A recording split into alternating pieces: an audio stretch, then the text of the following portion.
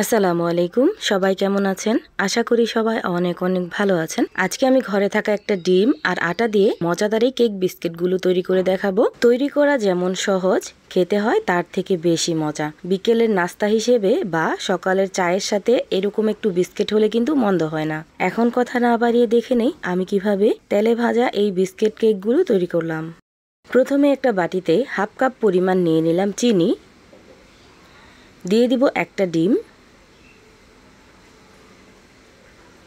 1 teaspoon পরিমাণ দিয়ে দিলাম বেকিং সোডা, 1 চামচ পরিমাণ দিয়ে দিলাম গুঁড়া দুধ, দিয়ে দিলাম পরিমাণ মতো লবণ,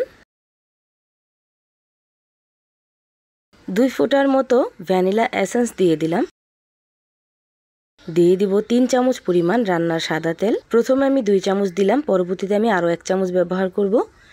এখন চিনিটাকে খুব ভালোভাবে মিশিয়ে নিতে হবে এইভাবে।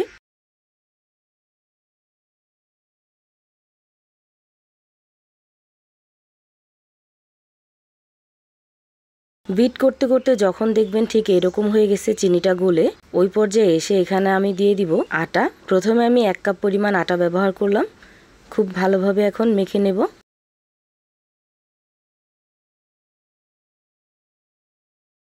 এখন আমি আরও হাফ কাপ পরিমাণ আটা এখানে ব্যবহার করব। এই ডোটা একেবারে সফট হবে না, একেবারে শক্তও হবে না। আমি দেখিয়ে দিব এই ডোটা কীরকম হবে। এই পর্যায়ে এসে হাতে সামান্য পরিমাণ তেল মেখে মেখে খুব ভালোভাবে এই ডোটাকে তৈরি করে নিব।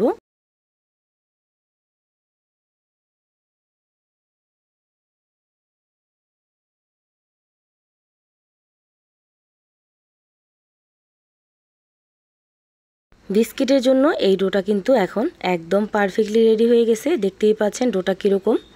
এখন আমি বিস্কিটগুলো বানিয়ে নিব। প্রথমে হাতের তালুতে নিয়ে ঠিক এইভাবে গোল করে নেব, তারপর হালকা হাতে একটু চাপ দিয়ে দিব। তারপর একটা চাকুর সাহায্যে এইভাবে ডিজাইনগুলো করে নেব। আপনারা চাইলে যে কোনোভাবে ডিজাইনগুলো করে নিতে পারেন।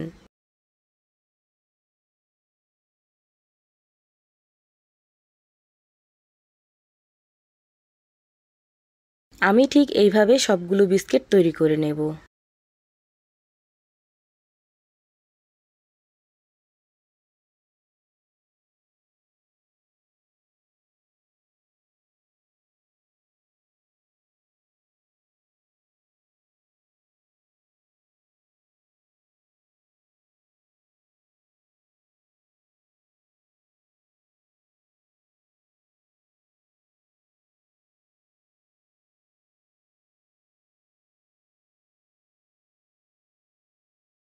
এইভাবে আমি সবগুলো বিস্কিট তৈরি করে নিছি। এখন এই বিস্কিটগুলো আমি তেলে ভেজে নেব। এই বিস্কিটগুলো তেলে ভাজার জন্য চুলার হিটটা মিডিয়ামে রেখে তারপর এই বিস্কিটগুলো ভেজে নিতে হবে। কোনোভাবেই যেন চুলার আঁচটা বেশি না থাকে, তাহলে কিন্তু পুড়ে যাবে। ভিতর থেকে একদম খাস্তা হবে না, বিস্কিটগুলো কাঁচা থেকে যাবে। এভাবে আমি বিস্কিটগুলো ভেজে নিছি। এখন আমি উঠিয়ে নিব। দেখতেই পাচ্ছেন বিস্কিটগুলো কতটা পারফেক্ট হয়েছে, মাশাআল্লাহ। তৈরি হয়ে গেল ঝটপট ঘরে থাকা একটা ডিম আর আটা দিয়ে মজাদার কেক বিস্কিট।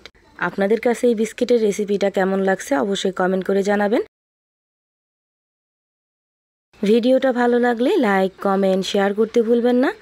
সবাই ভালো থাকবেন, সুস্থ থাকবেন। আল্লাহ হাফেজ।